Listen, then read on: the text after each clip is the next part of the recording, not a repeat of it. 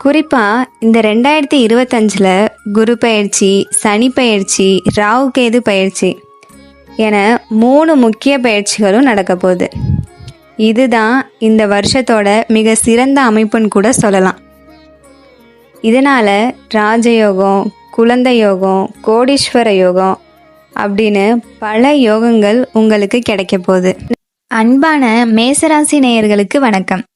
மேசராசிக்காரவங்களை பொறுத்த வரைக்கும் தனியாக நின்னாலும் இந்த குழப்புறவன் மட்டும் என் பக்கத்திலே இருக்கக்கூடாது அப்படின்னு ஒரே முடிவோடு இருப்பீங்க. அப்படிப்பட்ட மேசராசிக்கு இந்த 2025 நிச்சயம் குழப்பமே இல்லாத தெளிவான மனநிலையோடு இருக்கக்கூடிய வருஷம்தான் இது.